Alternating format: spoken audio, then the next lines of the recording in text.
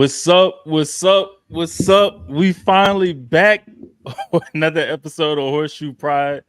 The whole gang ain't here, but we got majority of the gang here. We got four out of what the six. Yep. Um, Jay will be here a little bit later. Meg, she's like she tired, man. She the resident celebrity. Meg be ripping and running around. So she'll be back, and we'll get things rolling.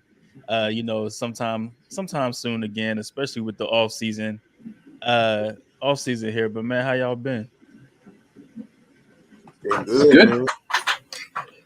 Good. Good, man. It's good to see you again. For those who didn't know, Silu and I finally got to meet at the combine, and that Yep, was yep. that I'm made that jealous. weekend even better. Chip, you're next, man. All right, You're next on my list. my Yeah, I house. mean, we're gonna all meet up. We're gonna try to get to a game or something. Uh, and all meet up.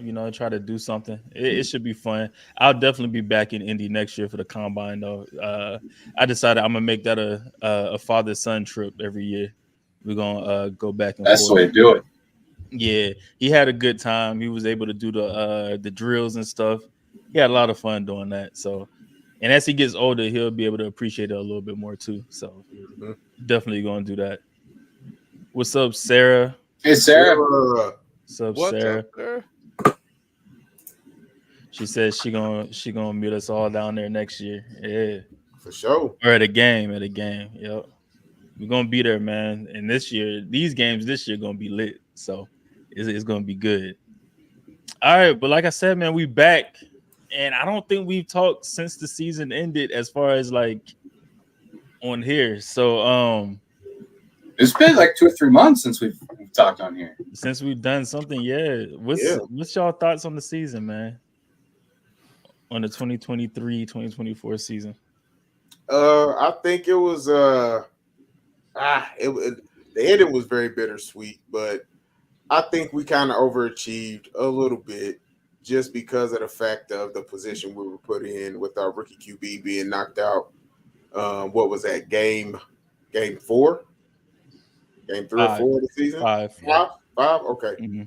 So, Just being knocked out that early, and still being able to, reel off, 9 wins, I think we overachieved, but at the same time, we definitely had momentum heading into the next season.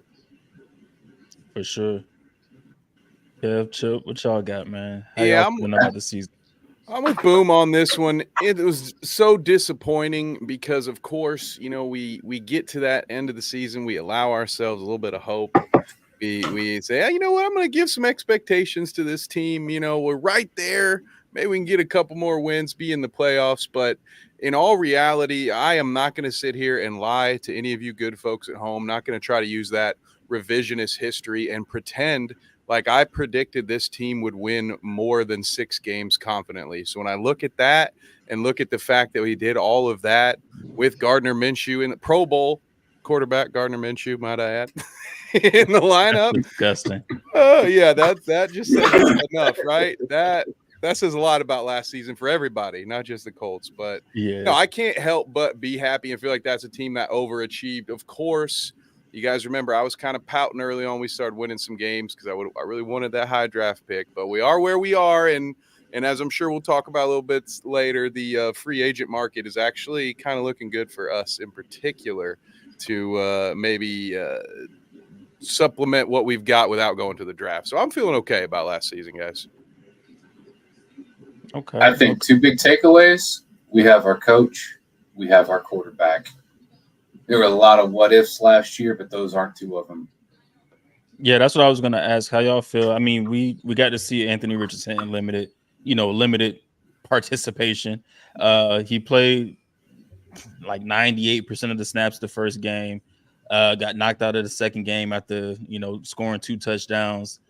Didn't play the third game. That was against the Ravens. The fourth game against the Rams, played the whole game. Got us into overtime after us going down big against the Rams in the first half. And then the fifth game, unfortunately, we lost them for the rest of the season with the shoulder injury. So how do y'all feel like watching Anthony Richardson through those first 5 games? What do y'all feel about him so far? I know Chip, you just said we got our quarterback, so I'm assuming you think that. You got to keep in mind, with Colts got him when he was 20 years old. This is a big boy league. That's a fact. And 20-year-old player is not physically developed the same way that most of the rest of the players are. So I think Big as hell. there's no reason to think that he's injury prone or anything else that's said about it. He's got some physical development to do just based on his age, which by all appearances he's done. He's killed his rehabilitation period, and he's only going to get better. So I'm not worried at all. You look at what he did. You look at his physical traits on the field. You look at how he played, how he read defenses, the throws that he made, the way he owned the playbook. I have nothing but high hope for what Richardson does going forward. Yeah, that's kind of how I feel about him too. Like especially after that Rams game, it made me a little bit more confident in his abilities and what he could do, especially when we pushing the ball downfield. And just seeing what he was able to do in that Rams game to bring us back. And granted, he didn't start off good in that game. And I mean that's part of like what it was with him in college too, where there was some inconsistent moments. And that was pretty much it right there. But to see him throw us back into a game against the Rams, and hey, I don't know what would have happened if he would have got the ball back, because you remember we didn't get the ball in overtime. So I don't know what would have happened if we would have got the ball back, or if he would have started off with the ball. We might have won that game.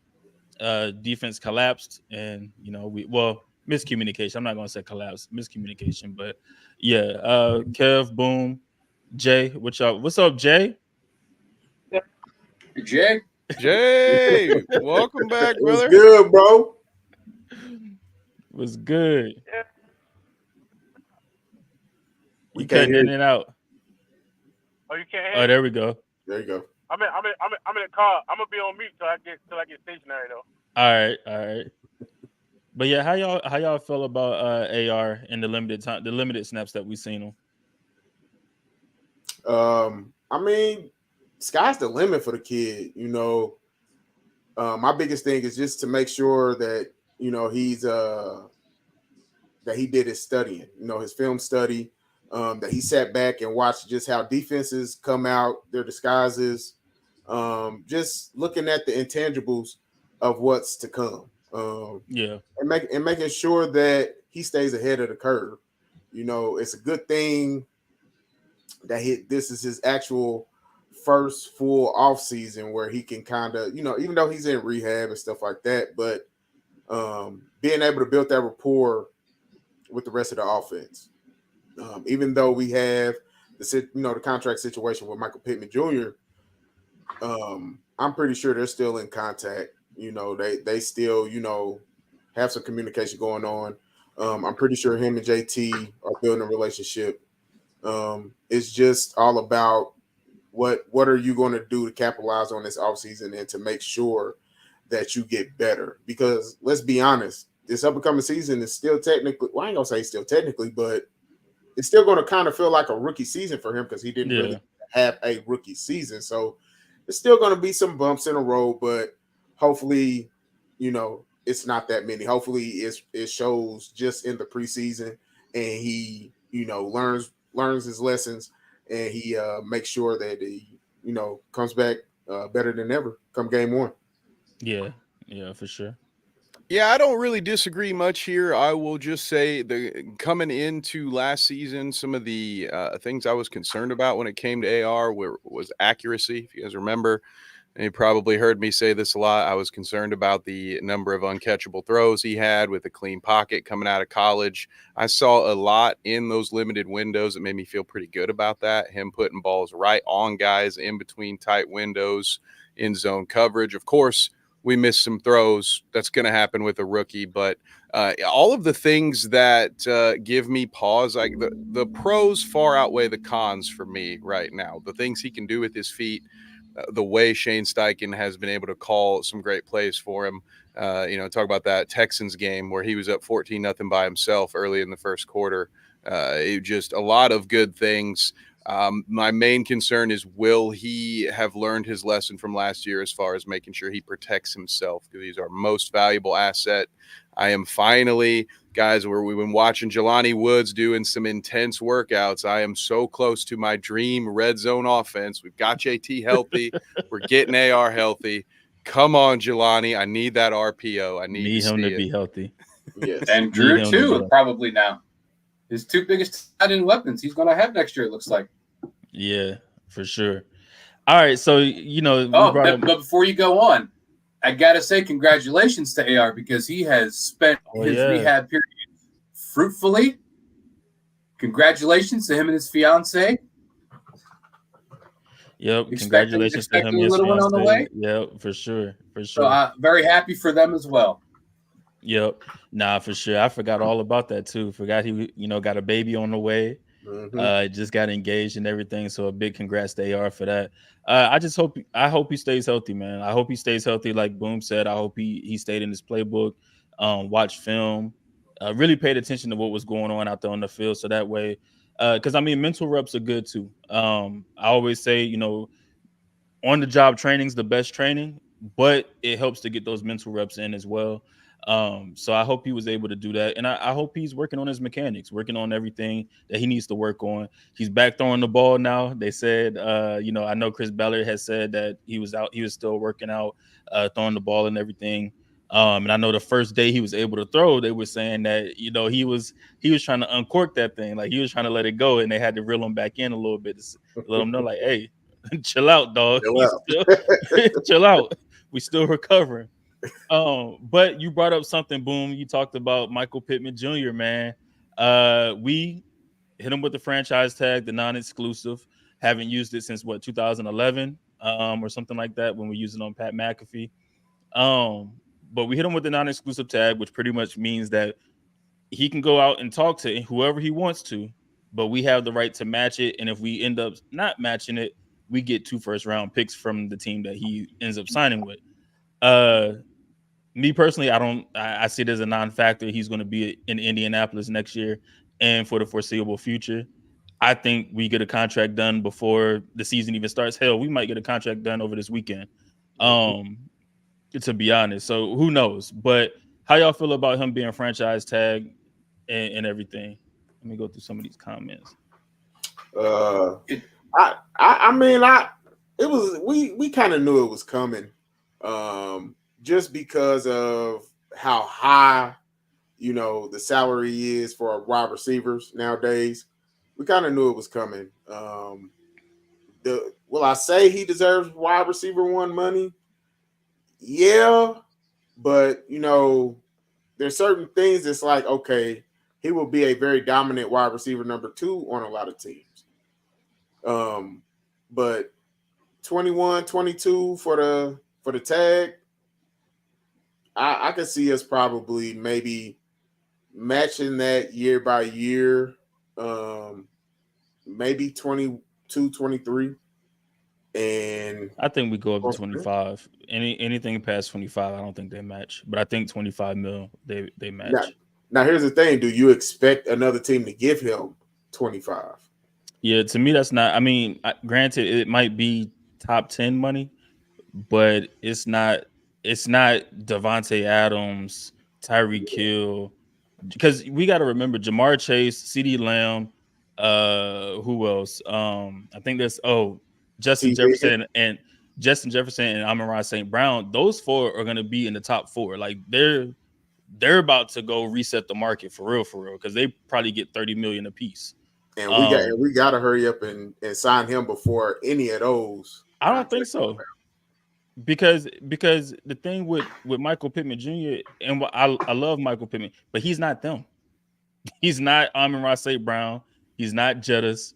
He's not CeeDee Lamb, and he's not or Jamar Chase. Mm-hmm. So I don't think we have to really like hurry up. I think if they sign for 30 million plus, it shows us pretty much where MPJ is, and I think he's more in that 25 million range.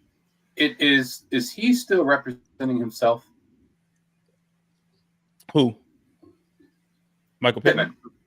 Nah, he has an agent. Or his dad, or because he didn't have an agent originally, did he?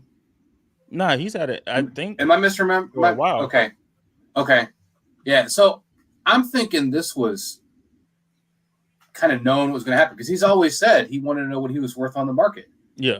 And this is the Colts saying, yeah, you should know what you're worth on the market. Go test the market, see what people are going to offer you. We want to pay you, so go make sure that what we're going to agree on is what you realize you're worth on the market. And people were kind of flipping out that this meant the Colts were going to let him go, but I see it as just the opposite. Ballard wants to pay him. They want to pay him amount of money that works for the Colts that he's going to be happy with. So then this is kind of the way to do it. So I think this is just the next step in them getting the deal done. And I want them to not hurry up, but I want them to go ahead and get the deal done because then that lowers that first year blow. Because right now you're guaranteed $21.816 million. If we get a deal done, it's more like, maybe 10 million. Right. So because how they structure the deal and everything in that first year, he's probably going to be base salary, maybe $1-2 million, and then whatever that signing bonus money is. So I hope they go ahead and get that done. Yeah, it might be stealing your thunder a little bit on the combine, but I'm sure you're going to talk about the available free agent wide receivers and who's going to be available in the draft is going to have an impact on what wide receivers are going to get on the free agent market because teams are not likely to risk giving up 2 first-round draft picks when there are so many very talented wide receivers available in the draft. For sure. Kev, how you feeling about Pittman getting tagged? Yeah, I agree. I'm with you guys, and I kind of agree with Chip on the idea that this does not mean that the Colts aren't going to look to sign Pittman. I mean, I won't trust anything that Twitter says. Remember, these folks were convinced that that our front office and our team's owner was more concerned with freeing Willie than he was with paying Jonathan Taylor. Never forget that, okay? I certainly won't. So I think it's a lot of what you guys have said. The Colts are – I think that they kind of have a reputation for this of not overreacting, of saying, we will pay you. We want to pay you what you're worth. We want you to be here, but we're fine if you want to go see what that market actually dictates. So I tend to agree with the assessment that while he is up there, he is a top tier receiver. A lot of those names you mentioned, Chase Hill, Devontae, not quite that guy yet. Not saying it might not be there someday, but as of right now, I think the numbers that you've thrown out are good. Somewhere in the low 20s is what I imagine. If it goes above that, congratulations to him and his new team, and I will certainly be rooting for him no matter what. Yeah, nah. Yeah, and I think Wyatt has said it's not automatic. I mean, I know it's not automatic. We get 2 first-round picks because, of course, they could work out a trade or whatever. But I mean, the thing with the non-exclusive is if we don't match the offer and he signs with somebody else, they have to send 2 first-round picks unless the Colts and them can work something else out. But that's the way that goes. But yeah, let's get into it because NFL Combine, man. And I want to say this real quick because Wyatt also said something about Xavier Worthy and his 4.21 speed. Listen, I was there when it happened, right? I was there. And I saw him run his 4.29 at first. And I'm sitting there and I'm like, and then I see him Braden, my son Braden, he was like, hey, Dad, he's about to run again. I was like, oh, snap. He think he got more in the tank? All right, let's see what you got, Worthy. So I pull out my phone and I'm recording. I start recording. 1 second in, it hits me with, oh, dang, Jay. 1 second in, it hits me with, your storage is full. And it just stops recording. So I get like the first second of his takeoff, and he's already, I mean, it was a 4.21, so his ass is already damn near halfway through the 40 at that point. But I was so upset because I'm like, dang, I got it on film. And my phone crapped out because I was taking hella videos, man, that whole weekend. But NFL Combine, man. So Boom asked, who did we like at the Combine? Who were your favorite players that you watched at the Combine this weekend, or I guess last weekend? Well, I'm going to shout out my alma mater real quick because Silu and I were there in person for the DBs and the tight ends, and see my boy Quinion Mitchell from Toledo go out there. He did pretty well. Didn't hit 100% on all of the drills, but I will say uh, with that turf, it was really hard for anybody to have perfect drills for the Yeah. DBs. They're slipping and sliding all over the place, really through no fault of their own.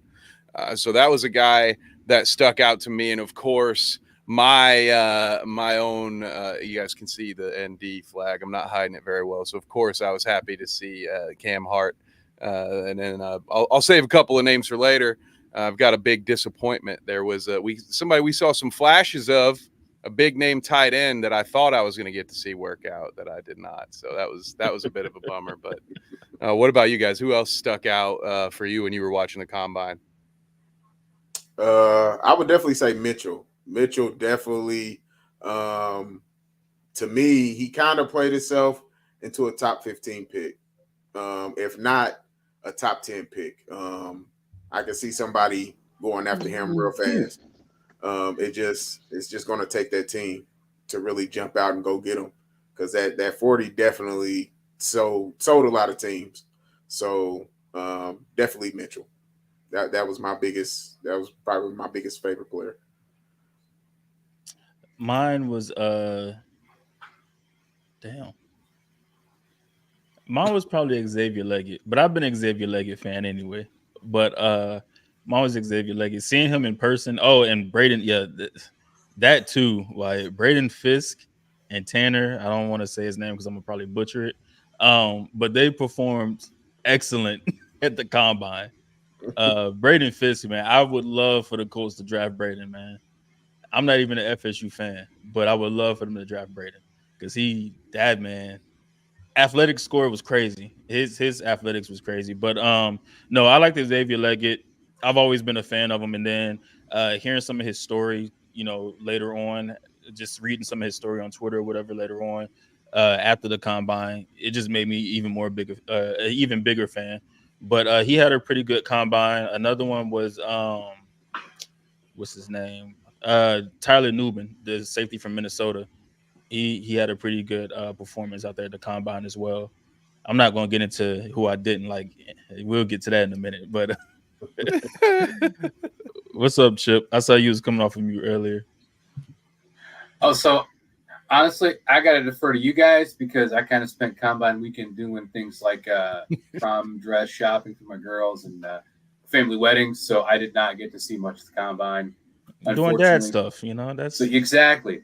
I'm going to throw it to Jay though. And Jay, if you're late because of your barber, it was worth the wait because you're looking good, my man. Sure, dude. Yeah, I need to go get my brush, man. You feel me? You gotta get pretty sometimes, folks. Yeah, my bad for being late, man. I really didn't watch the combine that much either. I mean, I heard and saw some of the highlights, but honestly, this year, whoever we draft, man, I think the key for me for the team is consistency this year.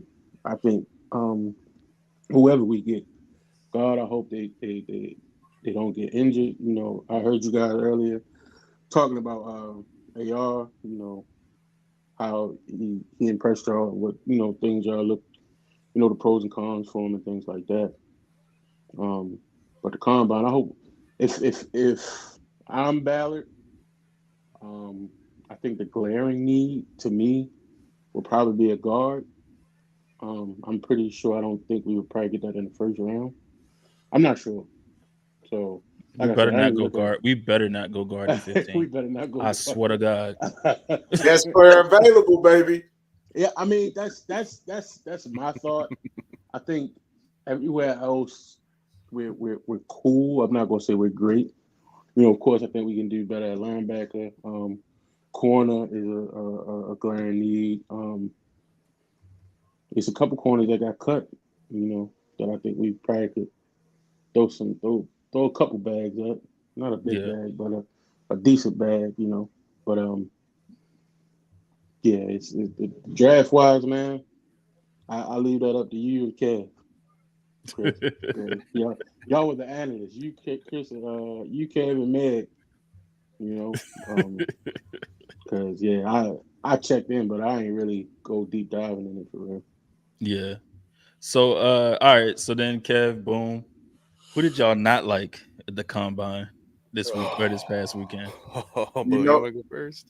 go ahead, kid. I'll try not to take them all right, I'll just start with a couple. You know who I'm going to start with, who I didn't see in person, but since I talked a big game about the Fighting Irish players that I was super hyped about, my boy Audric Estime. I think, guys, I think my computer's broken because somebody told me he ran a 4.71 out Mhm. of the running back position.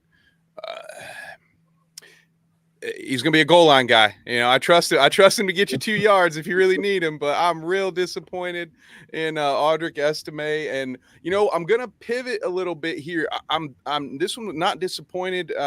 Cole Bishop was having a great night and looked to pull his hamstring on the very last drill at Utah State. Yeah, So some yeah. of those, I've got a couple other disappointments like that where maybe not so much that a guy was disappointing, but it's always a bummer to see those injuries when they happen. Hopefully, they'll get another chance on their pro day to show what they can do again. But listen, guys, I got a couple more in my pocket just in case, but I don't want to take everybody. So maybe swing back to me when you're done. But Boom, what about you? Who disappointed you? Honestly, man, the quarterback room. Um, this is the time of the year where you want to kind of solidify yourself, and I felt like guys like Drake May and Jaden Daniels, like to me, you should have been there doing all the drills. I understand you feel like you've shown this and shown that, and oh, I'm gonna save this and that for the pro day.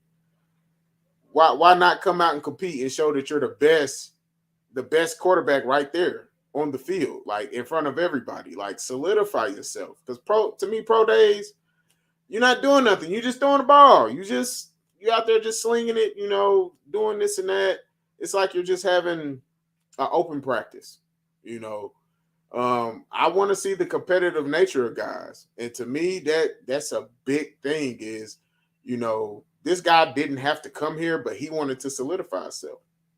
And yes, JJ McCarthy is definitely overhyped. I do not know why people keep hyping him up. I remember seeing somebody putting that man in the first round, and I said, okay, lose your job if you want to.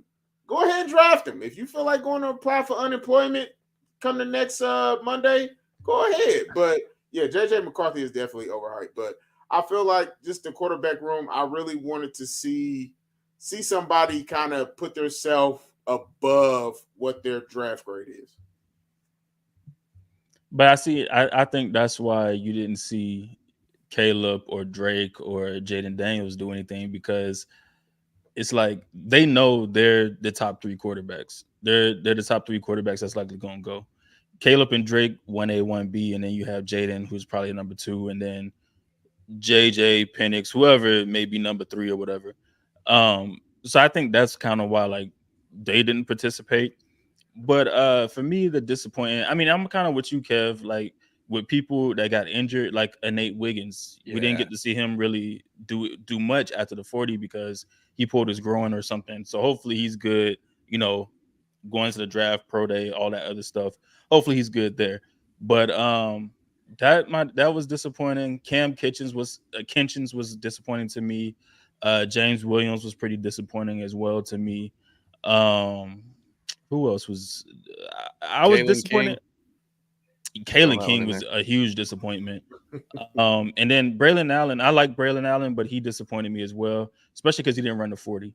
Like he decided not to run the 40, and that's really what I wanted to see from him. I like him as a prospect, but he just didn't put together a really good combine performance. Um, so those are my people. Ricky Pearsall definitely did shine. He did good out there. Uh, Joe Milton might make a steal early day three. Yeah, I agree. Joe Milton's arm is crazy. And like his arm is ridiculous. I just don't like him as a quarterback. But that's just me. All right, let's see, man. The big thing is coming up. Starting Monday, we got the legal tampering period. We're just days away, man. We head into free agency. Uh, and I don't know what's been going on, but all the safeties have been getting cut. They've been getting dropped, like they've been dropping like flies. I don't know why, But this safety market is crazy. And what a time for the Colts to need a safety. Like, what a time to Chris need Ballard that. got to eat on this one, bro. He got to. And He I got to agree eat with this free Sarah. Sarah said agency. it earlier. Where did she say it at? She said, yep, go out the safeties and corners. Give me one safety, one corner. I'll be happy in free agency. What y'all looking for Chris Ballard to do? I know what he does. I know what he does. Bargain bin Ballard. He pats his feet, but this is not the year to pat your feet. What are y'all looking for Ballard to do this year in free agency that can make the Colts competitive going into the 2024 season? I'm a follow Sarah lead for real. Definitely need a veteran corner. A veteran safety. I think our front four. Our front four is good where they're at. I think we need another linebacker, like I said earlier. But if we show up the backside, I think our defense will be straight. But I'm not talking about like top 5 or no shit like that. But I think we'll definitely be better than we were last year. I think Ballard has to take a swing at one of the guys that got cut on defense. And on offense. I would definitely do probably another running back because I think Zach Moss is a free agent, if I'm not mistaken. Yeah, I would do Zach Moss. Another running back, and I would get another wide receiver. Scare the shit out of Alec Pierce because I think his time is coming up. See, wide receiver, I'd take care of in the draft. Okay. Yeah, I with the depth of this wide receiver class in the draft. Listen, I was sitting next to a scout when I was in the airport about to come back home, and they were saying like this might be the best receiver draft they've ever seen. Like that's how deep this draft is at receiver, and this draft has everything at receivers: slot, outside, route runners, burners, got everything. So that's where I would go. What y'all looking for in free agency? Boom, Kev, Chip. Definitely a veteran free safety. Somebody on the back end that could communicate, because I think that's what we really lacked last year was that veteran free safety that can communicate just across the board. Of course you got Zaire, in the middle making calls and things like that, but you need that veteran free safety who can see certain things and be able to make those calls. So like a Quadre Diggs, back there, making certain calls because Rodney Thomas, it was a lot of miscommunication going on. And I can't really fault him because he's a young guy. He's not seen a lot. So he doesn't know what certain things look like. And I think that's what really hurt us on that back end. So having a veteran like Quadre Diggs back here, working with Kenny Moore and getting certain things lined up, I think will be a great investment. Yeah, we can definitely bring in another veteran corner just to, give some guys some knowledge, but also push for some playing time. To keep some guys on their toes. But yeah, I'll probably say those two positions. Maybe another guard, maybe a right guard, because we got to figure out what that right guard position is looking like. Will Fries is cool, but we need somebody to push that. Yeah, he played well last season. I mean, I wonder if he continues to get better, but I would want cool, but he ain't it. you either go get better or you go get replaced. Yeah. So that's a fact. But outside of those, I think we're pretty cool. I think we can settle everything else in the draft. Running back, wide receiver, tight end to me is kind of solidified. I would love for our first pick to be a DN, but it's Chris Ballard, best player available. I'll throw out what might be a little bit of a hot take and then let Kev bring us back to reality. First, I'll say that I think this will be a unique opportunity for us to see Ballard to have an opportunity to get blue chip players at reasonable prices. We call him bargain bin Ballard, but he's not going to overpay for players, and he's not going to go and overspend on a blue chip player, which is why he hasn't gotten him. This is going to be a unique year where he actually has the opportunity to get some really good players who are going to be at a reasonable market price. So if he can go out and get one of those players at safety, yeah, I hope he does. But my kind of hot take is I think our communication problems last year were mostly caused by the linebackers, not by the D backs. And I think I don't know if that's just more experience needed in the linebackers or if we need to upgrade in the linebackers. But if you fix that, I think it addresses a lot of the D back communication problems that we saw happen last year. So I'm not necessarily sold on we have to go get one of these safeties. If Ballard can do it at a good price, great. It upgrades our team. If not, there are going to be other ways to improve the team. To improve the team, yeah. Yeah, I like that a little bit. Chip Wyatt's in agreement too. He mentions Edgerrin Cooper and Peyton Wilson would be upgrades at Mike. Love Zaire, but he's poor in coverage. That's kind of mirrors what you were just saying. So, I'm going to throw another wrinkle into it. I will say this when it comes to the free safeties, if that list that Ari tweeted is accurate, about 2/3 of the starting free safeties in the NFL are available. So I do think we can at least get somebody, even if it's not a big spend, even if it's just a depth veteran. I do think one of those 20 guys should probably be coming over and playing for the Colts next year.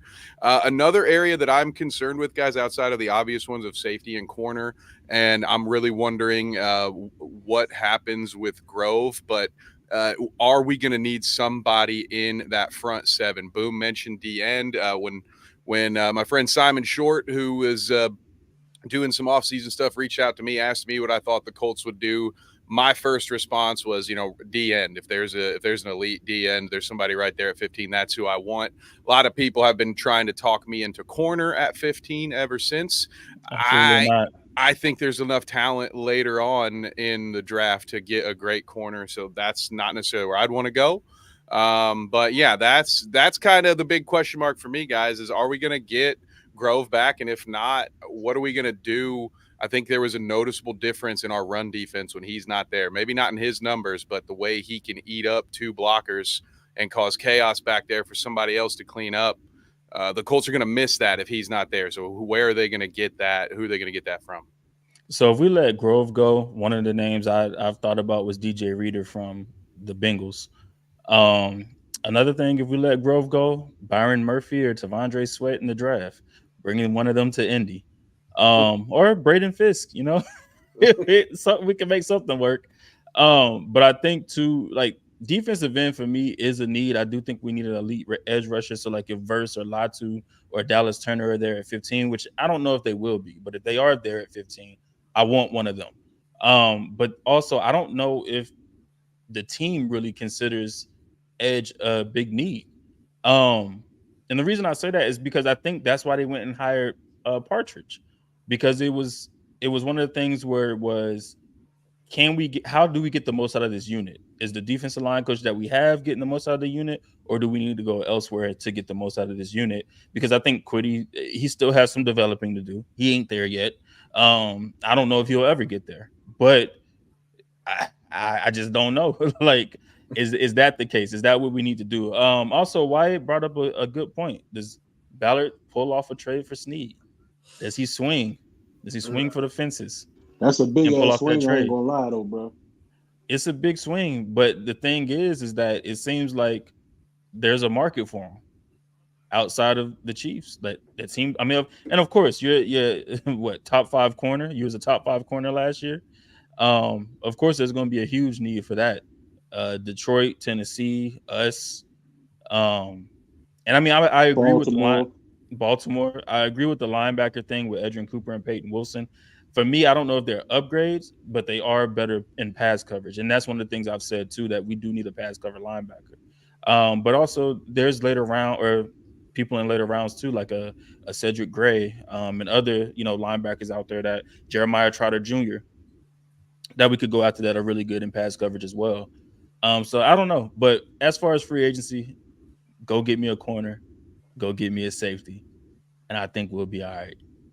I think, that's, you do that for me in free agency, I'm happy. I don't need you to do much more else. If you want to go get a vet guard to put behind Fries to add some depth to the offensive line, cool. If you want to go get another defensive lineman, Cool. All I'm asking for those are just like sprinkles, frosting on the cake. All I'm asking for is a safety and a quarter, and I'll be happy because I just want our young guys to be able to learn from a veteran in that secondary. Mhm. I think Juju is going to be great. I think Nick Cross is going to be really good. But the thing is that let them learn behind because we've tried them. Like we've put them out there, we've seen what they had. Now let's go let them learn behind a vet. Like let a vet come in because and also not only that, but like even if the vet isn't spectacular or maybe on the other side of his prime, like a Xavier Howard maybe, but those kind of guys can teach your young guys how to prepare like a pro, how to go about your business as a pro, and how to handle an off season. You know how to go through your off season program to stay in shape and do all these other things. Maybe Kendall Fuller come in. I don't know, but I think those are good. Like those are good things that we could get from a vet to help our young guys go. Like a Jalen Jones, man. Like I like him a lot, but he still has some growing to do. He still has to get better. Yeah. Something similar to what Rodney McLeod did, year before. Yeah. And Nick Christian Cross, Wilkins, Wyatt, he gonna be too expensive. I'm not paying him 25 million. I'm sorry. nah. Too expensive. Cause he gonna want close to Matter BK in Baltimore. He gonna want something close to that. And I don't know if I can justify doing that. The Ravens really they moved fast with Matabike, didn't Yeah, they move real they? fast with Matter BK. And also because we gotta extend not Grover, but DeForest. I can't have $50 million tied up in my defensive tackles. That's a lot of money tied up in defensive tackles, man. I do like Christian Wilkins though, but that price tag is too expensive for me. All right, here's the question. Pick 15. Where do we go? Who's the person that you want for the Colts if they're still on the board at 15? Give me Jared Verse. Give me Jared Verse. We did a lot of, and I can go. Yeah, I would say we did a lot of complaining about getting to the quarterback last year, and we got Sampson on one side. Quiddy, no, he's cool, but we need somebody really dynamic on that other side that's going to cause chaos. And Jared Verse, he did his thing this past year. He did pretty good in the combine. Him or Dallas Turner. But to me, we really need that defensive end that is going to wreak havoc on that D line. Getting a defensive end and putting him next to D Buck, that's wild. That's wild because you have to key in on both of those guys, and one of them is going to beat that 1-on-1. So, yeah, give me Versa Turner. Yeah, and I mean, granted, we got 50 sacks or 50 something sacks. We broke our single season sack record, whatever. But the thing about that too is that when we needed sacks in the clutch, we could not get them. And Quiddy, I think, had about 17 pressures last year. You got to get that up, my brother. Yeah. If you're gonna be a dominant edge rusher, you got to get that up. He had 8.5 sacks, cool, but we're going into year 5 or we're going into year 4 for him. They got to exercise that 5th-year option, which I would much rather them do because it's 13 million, and I'd rather them do that than him go out there and have an amazing year and then we have to pay him 19 million for 1 year of production. Bro, I don't even see him doing that. I don't either. I'm just saying it happens though. It's contract years. People do crazy things in contract years. But if we pick up that 5th-year option and he goes crazy this year, then you got that 5th-year option where it's like, all right, prove it to me. That dichotomy might be the craziest thing about last year. And it's one of those things that really helps you differentiate from watching what happens on the field versus reading the box score. And it doesn't make any sense when you look at the box score. The Colts had so many sacks, but you watched how they played. And when they needed to get pressure on the quarterback, they didn't. And I've never seen it like that much disparity. It kind of blows me away when you look back at the season last year. Yeah. So I'm with you guys. My wish list is pass rush. but philosophically, I'm best player available. I've seen the Colts mocked a tight end at number 15. Brock Bowers. And maybe that's a case where Ballard, who loves to do this, trades back. And I swear to God, he better not. So who knows what will happen? But I always want the best player at the position that we're taking, just for overall value in the bigger picture. But yeah, my wish list is like you guys are saying, a stud pass rusher. Wyatt, absolutely not, Wyatt. No. We're not trading back to the mid. No. I want spend that pick on a premium player. Look, my thing is right. All right, edge rusher. So Jared Verse, Dallas Turner, or one of them, Latu at 15, right? Lotto, yeah, at 15. If they're not there, Brian Thomas Jr.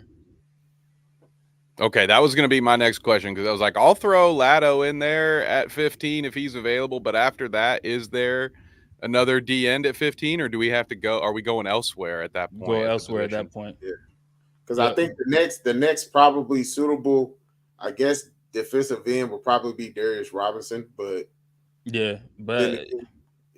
to me, he's more of he's a project for me. A 3-4 4 technique. And also, like, let's say we do go defensive end in the first round. Second round, I can live with like Xavier Leggett, Xavier Worthy if he's there, which I don't know if he will be or not, but if he's there, or a couple other receivers in the second round. But if we don't have an edge there, I'm going Brian Thomas Jr. Now, I'll give you this, Wyatt. If there's no edge rusher there at 15 that I want, I'm okay with him trading back to like 20 and getting Brian Thomas Jr.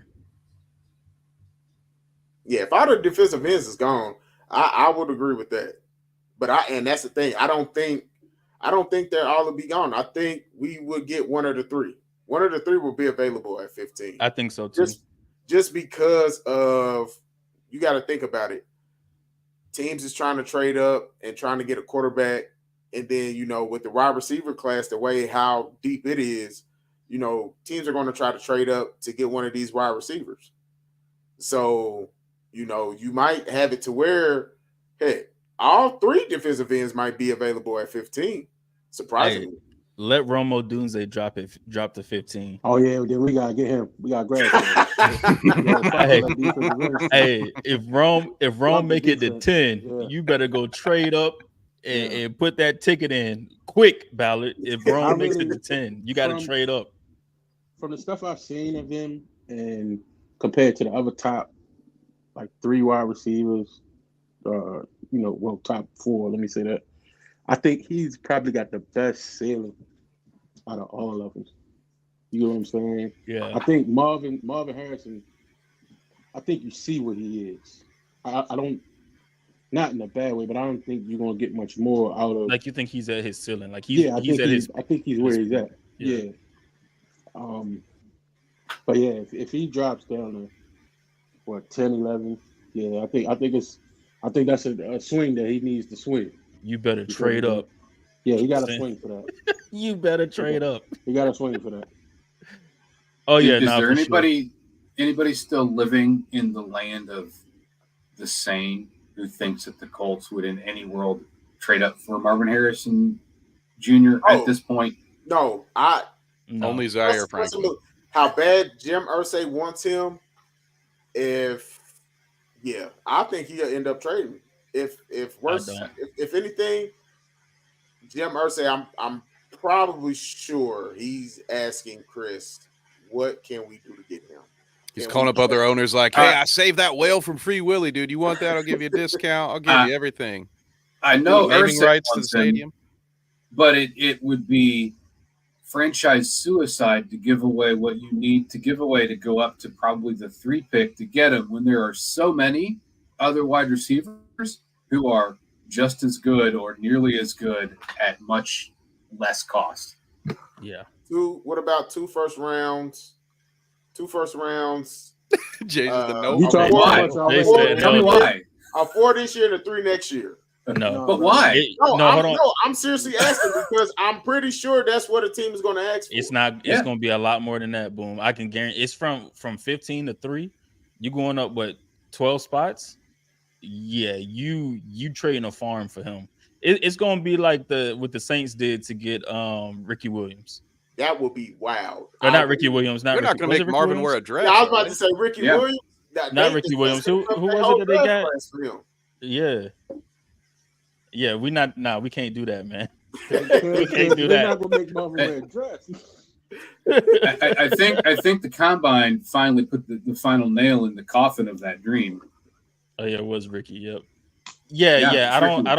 I don't think we're gonna trade up to go get him. And also, I think it's one of those things. You know what Irsay does. Granted, he probably does want Marvin Harrison, but you know what Irsay does. Just like last year when he talking about, Hey, come here.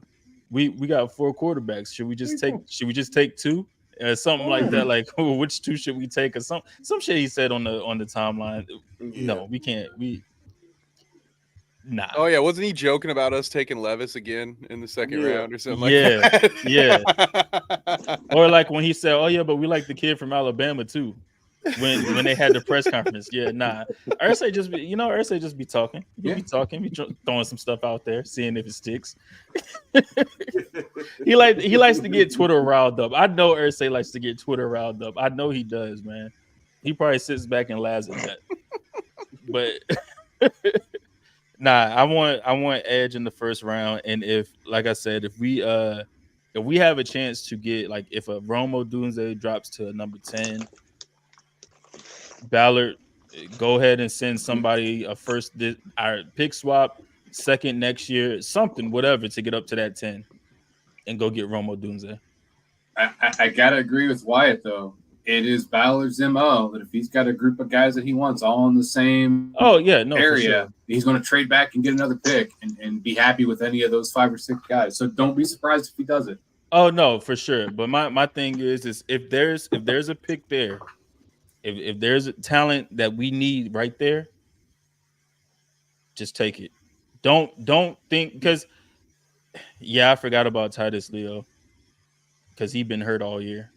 And that's another thing too with the safety thing. We still got Daniel Scott coming back next year too. So it's hard to really figure out like what we're gonna do. I figure we're gonna grab a vet safety for sure and hopefully bring back Julian Blackmon. But I'm interested to see what Daniel Scott has, what he got in the tank. Well, if you bring back Julian Blackmon, what you gonna do with Rodney Thomas? Sit his ass on the bench. Yeah, we'll have him learn for a year.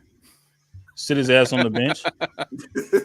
Like, so you got practice squad eligibility. I mean, not only that, but I mean, because I've had a few thoughts, right? I've had a few thoughts, and Sarah, she probably gonna hate this because she talking about please bring back Kenny Moore. We let Kenny Moore walk. Oof. And then let Nick Cross play in that position because they've been training him in slot. That was the thing last year. They were training him in slot, and he had a couple slot reps as well. Put him in the slot, let him work there, or you can also draft a replacement in the draft because there's a ton of slot corners in the draft. You got Sandstrill from from Michigan. You got Melton from Rutgers. You got there's a bunch of them, man. Hell, I wouldn't mind taking Cooper DeJean and putting him in the slot. But is this really want to make that DB room much younger? Well, I mean, that's the thing. That's why I say get me a vet corner, a vet safety, because then you bring it in and then bring back Julian. So now you got 3 vets in that secondary. You got a vet corner on the opposite side of Juju. You got a vet free safety and a vet strong safety. And then, you got Nick Cross in the slot possibly, which, I mean, what is year 3 for him? So, I mean, he's still young, but it's year 3 at this point. Is that where the roster decision moves if the Colts bring in a vet safety? You got Kenny Moore, you got Julian Blackmon now, and then you got the other people behind him and figuring out who you're going to try to keep if you go sign one of those big free agent vets. Yeah, and that's what I'm saying, because if let's say we do go ahead and we trade for L'Jarius Sneed, let's say something happens and we end up trading for Brian Burns. I mean, those are names that are out there. So like with Brian Burns, he's going to probably command somewhere close to $27 million a year. Snead might be close to maybe $19-20 million a year. So at that point, do you really have enough money to bring back a Grover, a Kenny Moore, and a Julian Blackman? You could probably bring back at least two of them. And I would take Kenny and Grover or Julian and Grover, one of those two. Grove But gotta stay, bro. one Yes. of those secondary options have to go. So at that point, it's like, you know, so that's why I say like possibly put Nick Cross in the slot, let Kenny go, because I do think Kenny, he's getting older, and I think he deserves to go out and test his market and see what he's worth in the market. I think he's earned that right. And I think the drop in run defense when Grove was out last year speaks It's for terrible. itself. The Colts have to bring him back. They can draft somebody to come in behind him and be ready to replace him. But I think the Colts have to have him back next year. Yeah, I think we have to have Grover back. That's why I say like if it's Grove and Julian or Grove and Kenny, it has to be like that. Has to be the pairing. Yeah, when you put it that way, I mean, yeah, if you're making me pick 2 out of the 3, there's no situation where one of the 2 isn't Grove. Yeah, Unless you're doing some other contract restructuring, Nelson or somebody, to make some free more up more money. cap room, you're gonna have to at some point. You're gonna have to make some decisions in this scenario. The Colts have a lot of money, but it's not infinite. And that's also why I say we got to get a Michael Pittman Jr. contract done, because then that lowers that first year that 2024 cap hit, because then now he's not on the tag, he's on his actual contract. So it's a lot of work they got to do. They got to figure out, especially going into next week. But yeah, that's where I'm at, man. Like, I mean, we could get it done possibly, but then you also got to think about who's going to be the backup quarterback next year. Are we bringing back Gardner? He's going to command probably about $10 million as far as like Not over for $10 million. No, over 2 years. Anything over $5 million. Good luck to you, buddy. I'm talking about over like 2 years, like 2 years, okay. $10 million. Yeah, I'm good with that. Up to $5 million a year, I'm good with Gardner. But anything more than that, yeah, he can kick rocks. Get the hell out of here. Go somewhere else. Yeah, you can skip him. Yeah, absolutely. Nah, for real. Well, that's all I had. Unless y'all got some more, that's all I had, man. We got through that kind of quick. I mean, it's been an hour. Yeah, that's quick for us. That's quick for us. I feel like we only been on here for about 30 minutes. I know, for real. I literally been on here for 30 minutes. So that's how I feel. Yeah, Jay's like, yeah, me too. It's flying by. But we gotta. Yeah, we saw it ceiling Wyatt, but it's the thing of he was a quality backup. Yep. We had better, our issues with him, but he's a quality backup. Like, I guess that would always be my counter, right? Because don't mistake me, please. Not although the Minshew Mania memes were very fun early on in the season, that man has taken years off of all of our lives with some of that fancy footwork in the pocket. So by no means am I saying like, oh yeah, we got Gardner, I got all the faith in the world as with him as a starter. But when we're talking about backup quarterbacks and at that value, who else are you going to go and get? I would love to know what the list of candidates are. I'm not opposed to grabbing a young guy and sending Sam Ehlinger on home. But then again, at that point, you're going to rely on a rookie as your backup to AR. No, I think you need some veteran presence. It'd be nice if they had some level of mobility so you don't have to have 2 completely different playbooks. If your quarterback goes out, you'd like somebody that can at least run the same plays. So for me, if it's Madden, I'm not running Gardner Minshew as my backup. But, we got limited options here. And I would say Taylor might be an option. Hey, well, give me that. Or, the greatest bridge quarterback of all time. What's in the Ravens? Huntley? Huntley. Yeah, Huntley. Now, that would be a good option, I think. I think he's a free agent. Yeah. He is. Well, now we're talking. Okay. Yeah. Minshew demonstrated that he's worth the $3 to $5 million that the Colts paid him, and I'm good with keeping him at that number. Yeah. But he can only run about half of Steichen's playbook, and we all saw what his ceiling was. So I would not be willing for the Colts to pay him more than that. perfectly happy to pay him that, and there's not a huge market that fits that specific need. To Kev's point, and he can't throw the ball downfield. No, he cannot. You might as well punt it. Can we switch? Can we play rugby style when he's in? Hey, the play that's going to always stick out in my head about him was the play where he got out of the pocket and remember he turned around, looked back to see if it was a rusher coming from behind him, and then tried to turn around and throw it again, but got sacked. The one that always the same one where he ran away from the line of scrimmage. No, he didn't run away from the line of scrimmage. He was running towards it, and then he turned around to look back to see if somebody was behind him, and then tried to throw it and got sacked. Yeah, I hated that play. The one that I'll never forget is the one where Alex Pierce was wide open, like nobody within 20 yards of him, and he didn't throw it because he's got looking at the slant and then dumping it off. And you guys are probably saying, Kev, which one? Exactly. Yeah. Exactly. All right, you know what? Let's not bring him. Let's just not bring him. How about that? I ain't got time for it. But nah, man, we appreciate y'all stopping in, listening to us, talk about, the Indianapolis Colts and have our little fun. We definitely got to get back to it, especially during this off season, to try to get as much information, out as possible. Talk about a lot of this stuff that's going to go on, because I think this might be a little better off season than we're used to. We'll see. Hopefully so. Crossing fingers. To me, this is a make or break year for Chris Ballard. You got to go out there and you got to figure something out. This team has to get competitive. We were competitive last year. We have to become contenders. Like that's where we're at now. We got to get back to contending. But we appreciate y'all for stopping by. Be sure to follow all of us on Twitter. Those are our Twitter handles on the screen. So follow all of us on Twitter. If you're watching on YouTube, go ahead and hit that subscribe button as well as ring that bell. So that way y'all get notifications. Coming out soon too. Oh my God. Yo. All right. We're out of here. We back,